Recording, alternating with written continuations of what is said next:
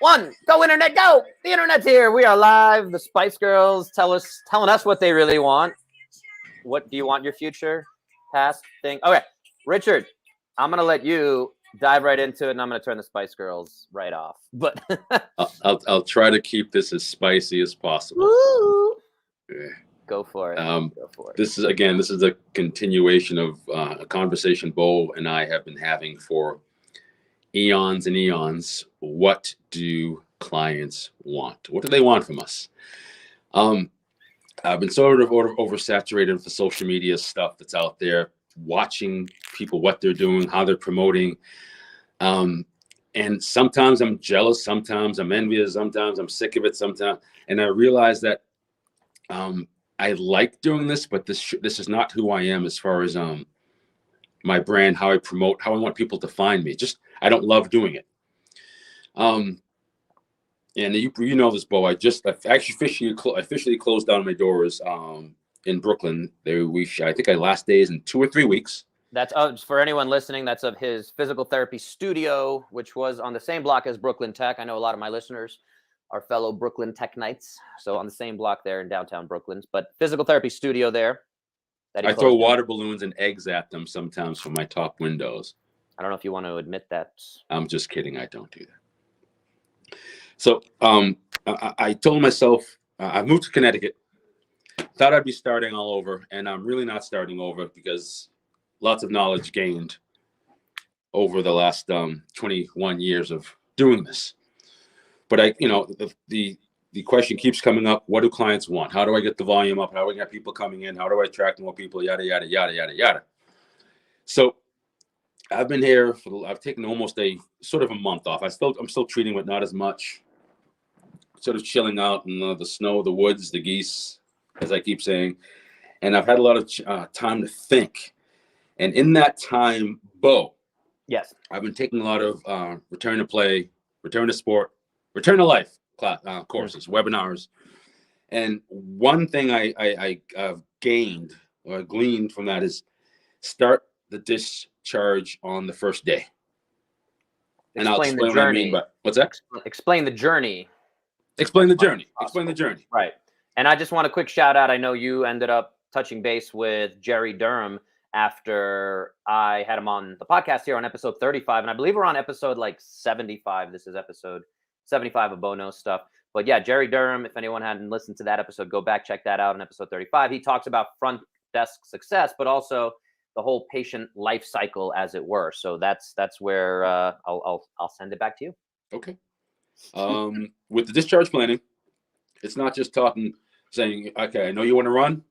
That's our goal, but what are these steps? What's the checklist? You have things you have to check off to get from here, there, this milestone. So I'll get back to that in a second, but I think that's really important to have that conversation with the client. What do you need to do, Bo? What do you need to do, Bo, after your ACL rupture to do stairs, to do 5 stairs, to jog upstairs, to run from here to there? So also, but it was really resonating with me the way they took the client and brought them into the whole rehab process. The client is you're part of the process, not just me telling you what to do. In this time, chilling out here in the woods, I've also been studying a lot of pain neuroscience, gotten back into pain neuroscience plus. They say plus because you have to do movement, not just educate the client. And one thing that Adrian Lowe is a handout is what do clients want?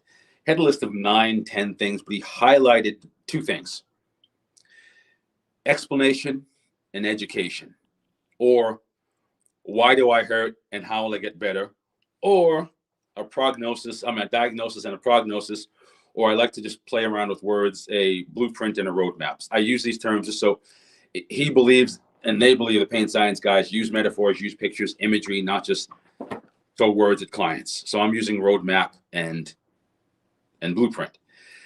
What I'm saying, Bo, and putting this all together, I believe that knowing who I am, because knowing someone else is intelligence. Knowing your own self is pure wisdom. Being able to control someone is strength. Being able to control yourself is pure power. I know who I am. I know that I have a certain character, or just quirkiness, charisma, or whatever. I call it just respecting other people as much as they respect me, even a little bit more. Combining that with communicating with the client on the first day. This is your discharge. We're talking about your last day here because you need to know this to get from here to there. And also being able to just be very clear with the blueprint and the roadmap, or the education and the explanation. I feel and I know, starting here fresh in New Britain, if I stick to who I am as an individual and use my own personal brand, being able to deliberately use my attributes of character to manage other people's expectations of me, to satisfy you, Bo, with satisfaction. As soon as I'm on the same page with you, I'm empathetic, I'm listening, I'm able to give you a very clear diagnosis, even though they say we're not supposed to diagnose. That's bullshit. It's a musculoskeletal disease or whatever dysfunction. We should be able to. And if I can give you a roadmap and I can explain, hey, month 1, month 3, month 6, that's my selling point. It may not be yours, it may not be, but I feel like, no, I know that I'm on the right track to the getting my target audience in. I don't believe the client is always right. The customer is always right. I think that's BS. You'll get screwed and burnt many times, but you do have to be on the same page as your client, as your target audience, And I love the dancers. I dance. I love the mixed martial artists. I love the knees and shoulders, people who run, jump, hop, people, overhead athletes, overhead stretchers. That's my target audience. I speak the same language. I like that. I'm not going to go beyond my boundaries or what I know. It's like writing a book, write what you know. So that was a dump of information upon you, but I wanted to have this conversation because I want to share with you. I want to ask you, what do you feel past education and the explanation, what clients want 10 minutes later? No, thank you for the ramble, the brain dump. Yeah, it connects to a lot of the things I've also explored between books I've read, courses I've taken, other physios I've connected with. It's one of the things that why I started this podcast of Bono stuff is because I love to explore all of these concepts, even if it is for the 80th time or what have you. So one of the things that I'm thinking of as you were talking is the simplification to some extent of all that is we give a promise and what's the process? That's it. Like, okay, cool. I hear you. I understand you. Give me all your documents, your x-rays, your MRIs. We'll do the physical exam. And then, it comes down to a promise and a process, and it is building the trust, right? So that's some of the things that definitely jump out to me. The simplification of, if you're not providing a promise of, hey, and that can come from that clear diagnosis that you're talking about, where sometimes I have to say, if somebody says I have back pain, the diagnosis, as we've certainly joked over the years about, is non-specific low back pain is literally what's given, right? Non-specific low back pain as a diagnosis is not a clear diagnosis. Anything with syndrome at the end, irritable bowel syndrome, disease, degenerative disc disease, which has been asked to not be used for various reasons because of the disease, but also because it's a normal part of aging. It's like saying you have wrinkles. So these there's these ambiguous diagnoses, but I can still, for me, one of the big things I'm able to now, as into my later years here of being a clinician, I'm able to say, I've seen this presentation many, many times. I think this is what we should do. This is where I would do for my sister, for my mother, whatever. And at the same time, like this is my experience. I've seen hundreds of people in the same situation.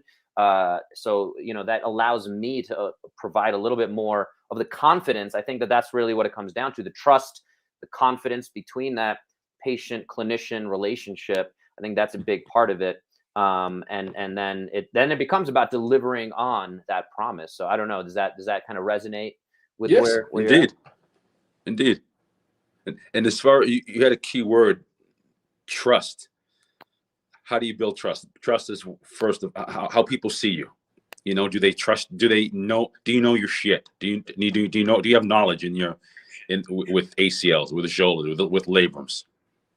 Right. And it's also, again, I keep saying listening or empathy, and that's one of the I think that was on the checklist of Dr. Lowe's checklist. I'm not Is sure. that the slide you sent me? Yeah, The because very you can bottom be of the it best. said compassion, Compassion. listening, listening, and then safety around, kind of COVID safety. Yeah. But Yeah. he highlighted education and explanation first, because if you don't have those, the rest doesn't matter. Yeah, you may not have compassion, you may have no bedside manner, but some people, you know what? As long as you can get me from here to there, I can deal with your stale personality. Right. Let's see if I can get these headphones working.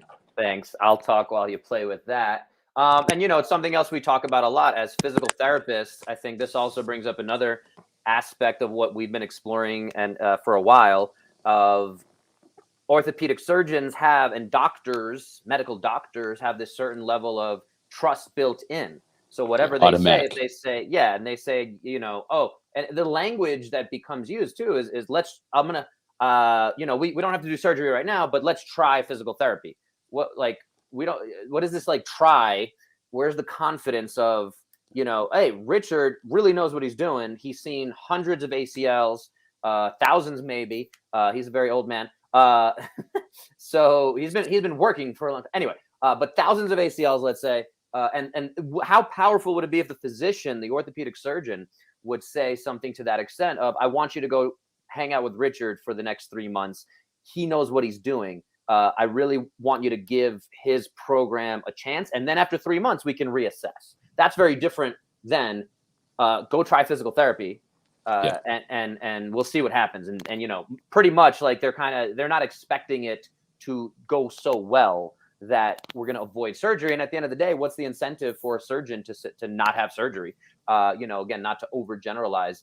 I know many good surgeons who don't want to operate right away, but again, it's having those dynamics, the relationships, that language in that. And again, in terms of physical therapy, coming back to where I wanted to explore a little bit is, again, we're fighting against chiropractors who have a very quick promise and deliver on that promise of, you're coming in with whatever, an 8 out of 10 pain, jump on my table, pop, pop, pop.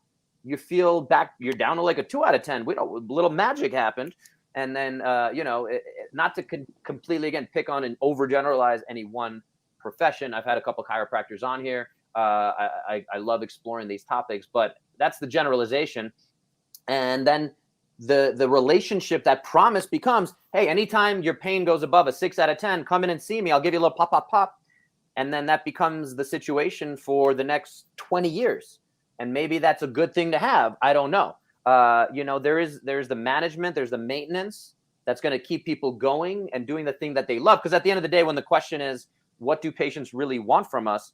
I think it is to get back to the outcome, to get back to life, to not need intervention, and to not have to take time off from whatever it is they love doing, CrossFit, dancing, overhead activities, whatever it is. So if we can promise and deliver on, hey, I just did a pop, pop, pop. Now you can go get into the game, and that's what it is. And then, hey, anytime you don't feel like you can go in, I'm going to pop, pop, pop you. I think there's some interesting stuff there. I don't know. What do you think about all that? Well, I want to ask you a question. What do you think is more important to the client? The doctor referring with more confidence, or the doctor and PT having a conversation and working as a team towards your management?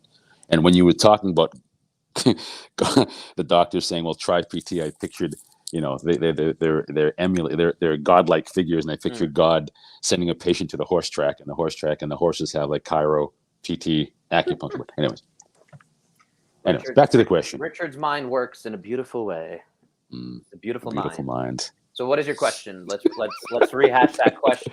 Jinx! Off of that tangent. What's more important to the client? Do you think it's more important that the doctor refers with more confidence to physical therapy, or that there is more of an integrated team and a conversation with your practitioners, so they're working together towards your success? I mean, the way I structure it, I don't want to dodge the question, but I think of myself as a health quarterback. This is a term I've been using recently. And so again, when patients are invested in their long-term health, fitness, and this is the other way to answer the question or these concepts is there is no one answer to what the patient wants, because every patient's going to be slightly different, and there's definitely different paths to take this, right? And again, we're just kind of exploring some of these big topics, I think, which is fun for me, and I think for you. So to answer your question, for me, it needs to be some version of confidence around that entire patient life cycle that, again, Jerry Durham talks about is hey, like, yeah, go get your x-rays, go get your MRIs, go get your imaging, go get your injections, but I'm here, I want to be part of that, I want to understand. Again, when somebody is dealing with a tendonitis, so that to me says, well, hey, how's your food, how's your sleep, how's your stress, what's your blood work look like, are you constantly inflamed, are you dealing with hormonal issues? Now we're talking about scope of practice and things like that. So to answer your question, I think it comes down to, yes, somebody and some semblance of having faith and confidence in that situation. Now, not every patient, some patients I think do just want, take this pill, it'll be the end of it, and that's it. And I'd rather have a simple, clear answer like that, even if it's not the best answer. And Bo's over here saying, "Don't take that pill. There's going to be side effects. Don't do it." And which I've had to have that conversation about statins and cholesterol medications, because I think statins are most likely going to cause a lot more negatives of side effects, especially if you're already living an unhealthy lifestyle. So again, I'm kind of jumping all over the place, but to try to answer your question as simply as possible, I think that the patients want some kind of, what is the plan? Am I comfortable with the plan as a patient? And is everyone on board with that? And if I have to fire people, as in fire the chiropractor because he doesn't fit into this, I'm trying to create long-term health for my tendons. The chiropractor doesn't necessarily fit into that equation. Again, speaking to a general subset of chiropractors that we can kind of overgeneralize, but that's my thought on that is just there again, confidence. And that's one of the models I have, right? And I think I brought this up on the podcast for sure. I think you and I have touched on this, is when we're looking at movement, when I'm doing my assessment, I have these 3 C's that I look at. The first one is competence, which again, we can, and it goes both ways, that relationship, right? I want to see if the patient or client is competent in basic movement patterns, in how their body works, or in their education and their understanding of their body. So I want to make sure that competence, again, and that's a judgy word, but it's the best word and it fits into my 3 C's. And they want to make sure I'm competent, obviously, and that's the first step if they think I'm competent enough. The second one is confidence. So now, as we're building a plan, as I'm assessing them, I want to see that they are confident in lifting weight. If I say, hey, go lift that 135-pound barbell, do they have some confidence as they step up to that bar? Or are they going to step up like, I don't know what this is, but I guess I'll do it? And the same thing for me is I want to have confidence that they feel good about it, and that they're not going to hurt themselves, and that we're doing the right thing. So competence, confidence, and then we talk about capacity, and that's that long-term plan. That's that vision for the future. That's the analogy of when we're looking at your physical health, it's the same as your financial health, and can we build as much of your portfolio as we can? And whether you want to dance or do overhead activities or whatever that is, that capacity piece is, we have to have these other pieces in place first. So again, competence, confidence, and capacity. You mentioned you had the analogy of firing people, and that's interesting, because sometimes a clinician will not work on your team, which does mean that the client has to be involved, because you're not doing the firing, even though you're the quarterback. It's the coach, and the client should be the coach. I'm hoping you agree. The client should be at the top of the Right. top of the hill, top of the heap. For sure. And as far as the education, how often do you encounter someone that just wants to be told what to do, does not want to take responsibility for thinking on their own? Just give me a plan, let me do it, I don't really care. And how are you dealing with that? Do you just, that's an ethical thing with me. I'll still do it. There are ways to do it and still remain righteous. There are some people who don't care, and here's a generic program. Go do it. You'll get bigger. You'll get faster. How often do you bump into that person? And what are you doing, man? So I would say it's well above 90% of people are more like that. And again, that might mean that they're not the right client for me. And again, I do have my online programs, and I work with clients all over the world. And I will sometimes having that conversation say, okay, here you go. Here's a generic thing to do and just follow along.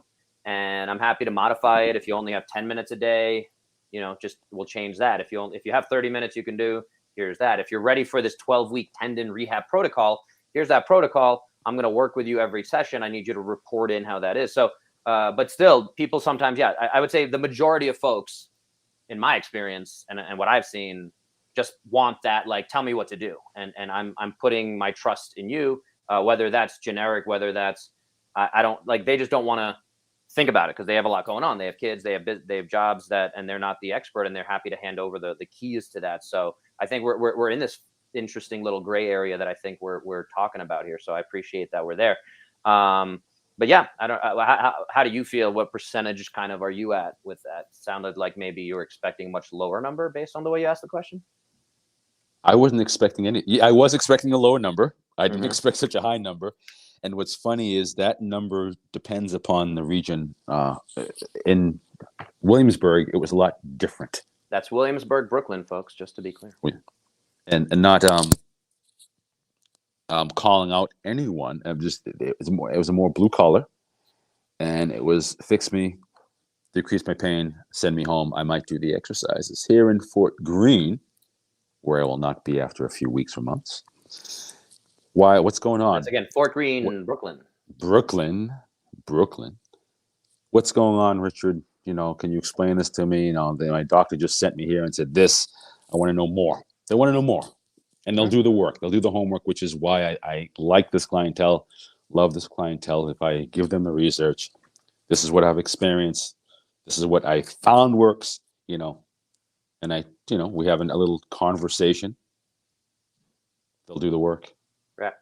Yeah. I mean, I'll add to my answer is within that like 10% that do want to do the work, so to speak. I think everyone, even within the 90%, are willing to do the work for the most part. But again, having explored this, a lot of times when I've worked with business coaches or again, done any kind of analysis of how I market, the question comes up, who is my target audience? And then who do I end up working with the most? And again, I think that ties into answering your question a little bit is I end up usually with folks that have failed, so to speak, with 10 other clinicians, and maybe 10 is a little bit of an exaggeration, but again, the majority of folks I end up getting connected with, whether it's through word of mouth, through online, they find me, is because I'm offering something very different.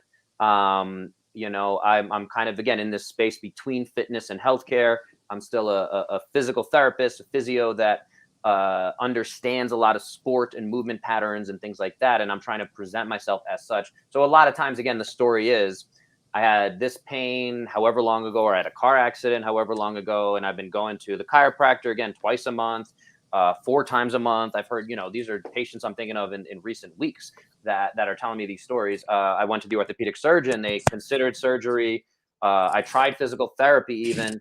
And again, general physical therapy through your insurance. We've touched on this in many different episodes is, it's I'm going to go ahead and say inadequate. Because again, for a lot of people, and again, if we have 100 people, let's say maybe that generic kind of physical therapy through insurance, hot pack, stim, 10 minutes with the person, maybe that does help 80% of people, but there's 20 people that might be falling through the cracks and looking for alternative solutions. I would even say that number's probably closer to maybe 50-50.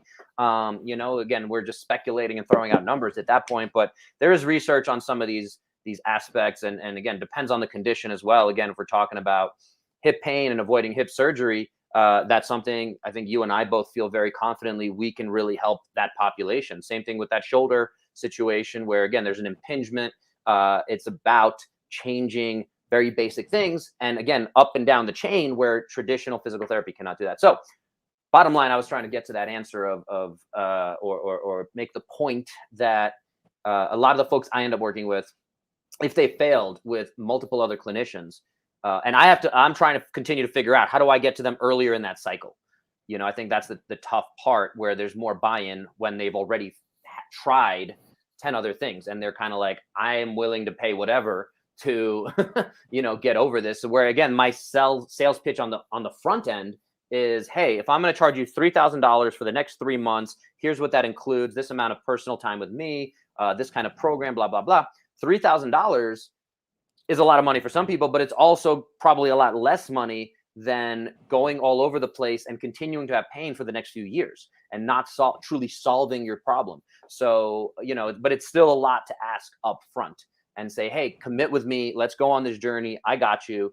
And that's where, again, that dance, that battle is kind of an interesting one to talk about. And again, not everyone's going to buy into that, but some people do. And again, from a business standpoint, I think if I have 20 people a year that do that, that's not a terrible year. It's not, I'm not a millionaire, but that's not a terrible year. So, and I've changed the lives very drastically of 20 people. If I can get that up to 40, now it's a pretty good year, making more than most physical therapists. So it is kind of that balance as we're talking, and we're going down some different paths of business and the philosophy here. So I'll throw it back to you. I see you thinking very hard. You're standing in front of a group of young PTs. You're standing in front of a group of young PTs who want to open up their own business. They want to be entrepreneurs as yourself. And they ask you, what are the top 5 things that clients want? You have to answer in 1 word and then explain in like 3 to 5 words why. I'm trying to have you wrap up what we talked about today. Mm-hmm. I want to hear how you feel. If you had bright and eager minds in front of you waiting, they're sponges. They want your information. Bo, feed us, oh great magi. What do clients want? What would you say? I mean, the first thing, wrap it up. Tying into everything we've talked about here, the first word is confidence. I think confidence sells, and that's just a law of human nature. So that doesn't mean you're right or wrong. You just have to be confident with whatever you say. So if you're selling, asparagus pills, and you're very confident about that, that might just win them over. I think clients at the end of the day want confidence. And if you're telling them, I think a lot of people can see through bullshit too, but yeah, I think confidence is the first word. So that's number 1. Then number 2. There's a long explanation why, but that's okay. It's my podcast. I'll do what I want. Anyway, number 2 is the promise. So that's looking at how long is it going to take, how much is it going to cost, and what am I going to get out of it, right? So I think that's number 2. Is that synonymous with a prognosis, or just I'm going to help you reach your goals? I'm the person to get you to your next milestone? Or yeah, I think it's synonymous. I think I was trying to make it as simple as possible in your 3 to 5 word barriers there, but I think promise to me is very much within the prognosis. Prognosis being, yeah, you have an ACL surgery. It takes 12 weeks for this, the tissue to heal, or this is what it looks like. Bobbity bop. The research says X. I want to help you get there faster, or whatever that is. But yeah, I think that everyone would love that layout. And here's what I can do for you. And again, it's just very. I think most people really appreciate the lack of BS. I think sometimes people get caught up and can be sold by the BS. So yeah, I think the clarity is really that in the promise is really what people appreciate for the most part. Again, I hope. Confidence, promise. Number 3. Bo, what's number 3? I'm dying to know. I have my notebook ready. What's number 3? Tell me. Come on, I'm right here. Tell me. Number 3 is obviously humor and movie references. Obviously, that's number 3. Obviously, that's why Richard is so successful at his craft. No, I'll go with number 3 is I don't know. I think those first two are really enough. I'm thinking more along the lines of like accountability. I don't think everyone wants accountability though. But I do think it's vital, and the follow up and that relationship. That's what I sell. That's what I personally believe in. I don't know if I would sell that to physical therapy students or the masses, because I don't think everyone wants it. I think some people are happy with do these, or don't. And again, people, this is what we see in the world: is here's your exercise program. If you do this every day, whoa, Richard just fell. I dropped you. How's your head? I thought I would ask the same about you, because it's about how you see the world in that sense, isn't it? Are you seeing it as Richard centric or Bo centric? You all right? Everything good? Centric. Are you good? You good? You dropped? You good? Yeah, I'm pretty good. All right. So yeah, accountability, huh? Accountability. I think for me personally, it's what I believe should be there. It's what if I'm in front of a room of young physical therapists, and I hope some are listening to this podcast, students or pre-PT or young PTs. I think it's something that will change. That's the direction I hope healthcare goes, is more accountability and check-ins, and not letting people continue to fall through the cracks. If there's a plan and it's working, and great. But a lot of this stuff is hard. It's some people need that extra, like, oh, thank you for reminding me of how to breathe into my belly. Like, I was really stressed out, and that extra reminder really helped, and I wouldn't have thought of that. And it takes a lot of practice to change some of these habits and behaviors. Can I roll in accountability with follow-up or one-on-one attention, stuff like that? Yeah, for sure. I think the follow-up is definitely it's a relationship. I think people that's that health quarterback. So again, so relationship might be the word, not just accountability. I'm using that word. I'm erasing all your other ones as we speak. Delete it. Delete it. So relationship, again, I would come back to, not everyone wants that, but I think we should offer it, and there should be a place for it, and there's not enough places. That's a great point. And this is where chiropractors. This is where, right, and I think this is where chiropractors do very well. Is they're like, hey, I made you feel better with these cracks. Again, I'm overgeneralizing these cracks, and that's the kind of global chiropractor model, but it is very prevalent. And I think, again, in my experience, I don't know if you'd agree with this, over 90% of chiropractors I've seen are all about, pop, pop, pop, you feel better, awesome. Let's keep it moving. So and then when you have pain, come back and see me. And I've just heard, again, so many times from patients I end up seeing is, oh, I've been seeing Dr. Richard, the chiropractor, and I've been seeing him for 20 years, and I love Dr. Richard. Every time I have pain, I go and see him, and he cracks me, and it's great. And again, like, is that wrong? Is that right? I don't know. It's not the model I want to necessarily practice per se. But at the same time, the vitamin versus the painkiller. Does it happen, or immediate gratification? Yeah, that's a whole nother segue and topic of short-term versus long-term planning. And again, is there a balance in the middle? I think a lot of the chiropractors I've interacted with, that I really have befriended and still communicate with, and haven't pissed off, I guess, are the ones who kind of balance that out. And you just pissed off 50 of them, man. There's gonna be an angry mob at 2:00 in the morning with pitchforks and torches trying to break into your house like House of Frankenstein. I mean, if this was like a Joe Rogan style podcast, I'd be a little more worried, getting millions of listeners. But luckily, we're not. You will now. Yeah. So yeah, maybe I'm looking Howard Stern of PT. Yeah, I'm looking to spread this and get it out there, and we can supersede Bob and Brad, the two most famous physical therapists on the internet.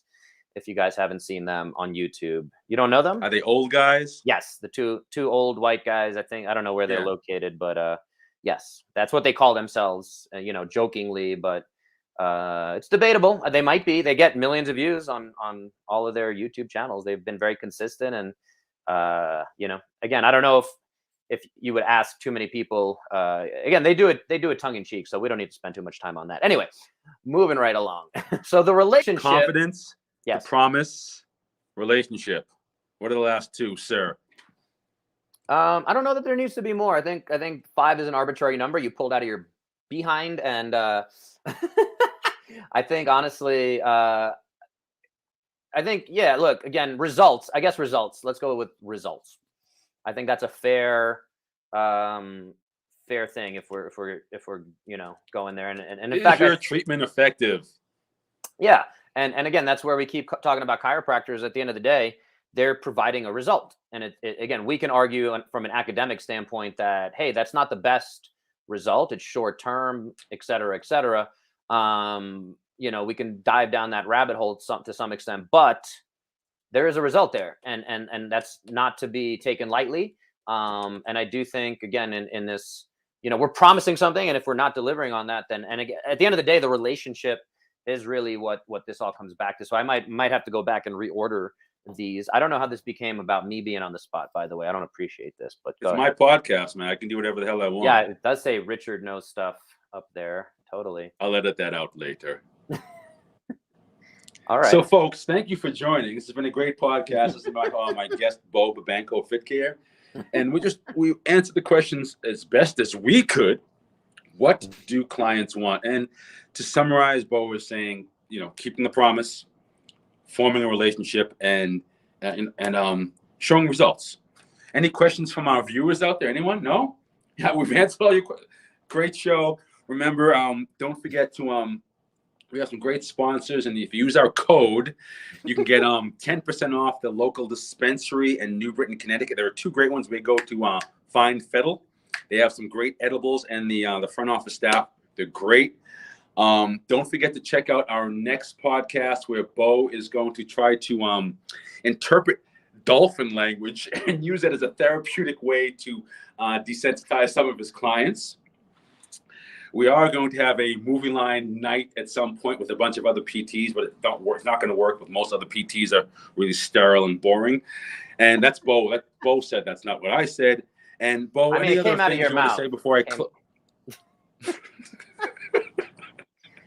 If anyone didn't get that, I want to be very clear that was all satire.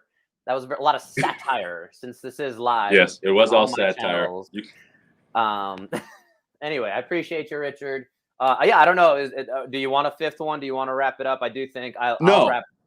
I wanted to wrap it up a little bit to say I like that. I'm actually going to rewrite those down. So I think relationship is really, as we went through that exercise, the thing that is most important in that dynamic. And relationship includes that promise, and results also are tied into all of that. So I think that's really what it looks like, what everything is. And again, also I'll throw in there, from the CrossFit space, there's a lot of interesting lessons to be learned around that, the relationship piece for sure, the community. There's a program, I don't know if you're familiar with, called Street Parking, which became about doing workouts in your garage, and they just put out workouts. There's probably hundreds of these online, but where Street Parking really emerged, on top of having a very good kind of branding piece, and also having a good following, because the main girl that put it together was one of the kind of CrossFit celebrities, Miranda Alcaraz, I think is her last name. She got married. She used to be Miranda Oldroyd. Anyway, but one of the things that she talks about very much, and I listened to one of her podcasts recently, was about that kind of follow-up, that consistency, and this is what we knew long time ago. You would have a doctor in your neighborhood, right? Everyone would know. The medical doctor, I always think of, you would appreciate this movie reference, is If You Build It, They Will Come, Field of Dreams. Yes. And there's the doctor who had the one at bat or whatever, and he missed his shot, and he got injured or whatever, and he never made it as a baseball player, but he became the town doctor. But anyway, that always stands out in my mind. I brought it up on a few podcasts because there's that kind of like, you're the guy, you're helping us with our health. Like, we trust Dr. I forgot his name in the movie. Sorry. But yeah, that was the whole kind of, there's a lot there of I think that, to me, if I'm summing this up, if I'm putting show notes in, what do patients really want from us is I think a relationship that they can have and trust, and say, Dr. Bo helped me get over my knee pain or my back pain. And I know that if I'm going to have any other issues, I'm going to come back to that. Lexi just opened the door by herself. No, that was my wife opening the door. Okay, that was a little weird. Anyway, so that's my kind of summary, if that makes sense. Closing thoughts from the host, Richard. No, I've actually learned a lot. I wanted to have a conversation. I wanted to hear things from your twisted little mind. And I think it's really important for every clinician to know generally what clients want, but also what your target audience wants. But the relationship part is really big, really, really big show. That's a throwback from the 50s. And what I've noticed, because New York is so dense and competitive, I've noticed not just with clinicians, but contractors. It's almost as if they don't care about the relationship. Once they're done with the job, that's it, and there's no follow-up. So I learned what not to do. That's why I want to end this. I've learned what not to do with clients. I've learned what clients don't want. That's why I want to end my podcast. So thanks, sorry, Bo. what are the 3 things they don't want? One is they don't want you to throw other clinicians under the bus. They don't want to hear that. You mean everything we've been doing for the last 40 minutes? Ooh, what? Everything we've been doing for the last 40 minutes, throwing every other profession and clinician under the bus? You threw people under the bus. I did not. I called PT sterile, but I used you as a reference. So I'm clear. You got nothing on me. Anyway, what else do they not want? Lack of follow-up. The first time my eye surgeon, he called me the next day from my hotel. To my hotel, from his doctor's office. How you doing? How you feeling? And it shocked me.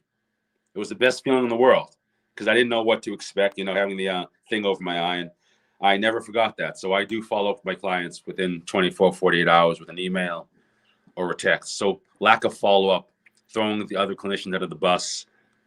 I'll stop with those 2 because that's another podcast. And I wasn't supposed to start that podcast, and don't make me do it. Okay. Appreciate it. Yeah, man. Thanks, guys. We'll cut it off there. Appreciate if you guys listened all the way through. I'll send the last little bit. Don't forget to like, share, subscribe, all that stuff. Richard, tell people where they can find you. In another month, I should be open. I am in New Britain, Connecticut. Move Evolution, physical and performance therapy. New Britain, Connecticut. There's no one out here. It's a ghost town. No. I'm going to rule out here, man. I believe in you. Thanks, guys, for joining. I hope the conversation helped to get at least 1% better. If it did, please don't forget to like, share, subscribe, all that good stuff. Follow along, leave a comment, rating, review. Really helps the podcast grow, gets out to more people. If you have ideas for other topics, random ramblings, we got plenty in our brains that need to get out there. If you want to hear about it, would love to have y'all participate. Let us know. Talk to you soon. Peace out. 1% better. Peace.